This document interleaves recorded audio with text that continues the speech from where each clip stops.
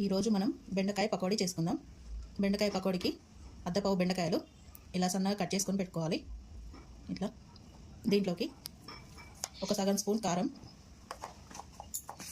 బెండకాయలకు సరిపడా పకోడీకి ఎవరు స్పైసీగా తింటే కొంచెం ఎక్కువ వేసుకోండి, తక్కువ అయితే తక్కువ వేసుకోండి. ఇదిగో చూడండి, సగం స్పూన్ కారం,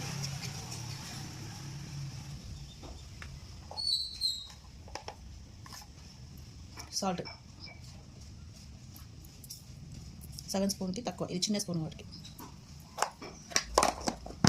తర్వాత కార్న్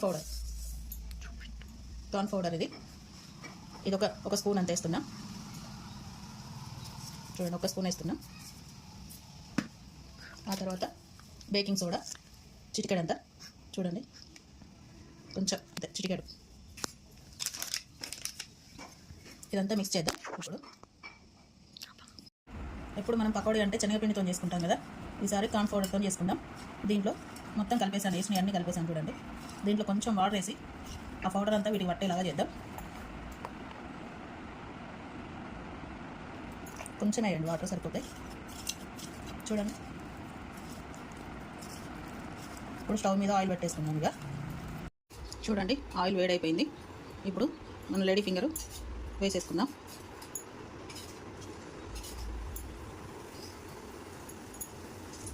ఒక్కొక్కటి ఇలా వేసేసి కొంచెం ఫ్రై చేసుకుందాం, కరకరలాడేటట్టు. చూడండి ఎలా ఫ్రై అయిపోతుంది కదా, ఇంకొంచెం ఫ్రై కావాలి.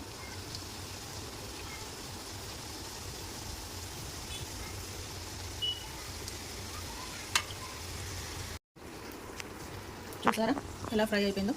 ఇప్పుడు వీటన్నిటిని తీసేసుకుందాం.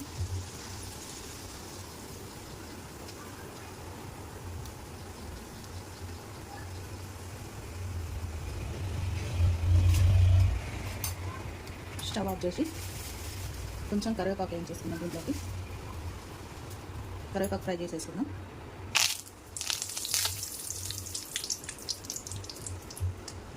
ఆ వేడి ఆయిల్లోనే కరివేపాకు వేసి తీసుకుందాం. బెండకాయ కర్రీ తినని వాళ్ళు ఉంటారు కదా, వాళ్ళకి బెండకాయ పెట్టాలంటే ఇలా బెండకాయ పకోడీ చేసి పెట్టండి. లేడీ ఫింగర్ అన్నందుకు ఫింగర్ లాగా పొడుగు కట్ చేశాను వాటిని. చూడండి, లేడీ ఫింగర్ ఫ్రై రెడీ అయిపోయింది.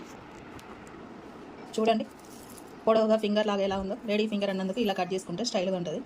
పిల్లలు తినడానికి ఇష్టపడతారు మంచిగా. కర్రీ తినని వాళ్ళ బెండకాయ కర్రీ తినని వాళ్ళకి ఈ విధంగా చేసి పెట్టండి.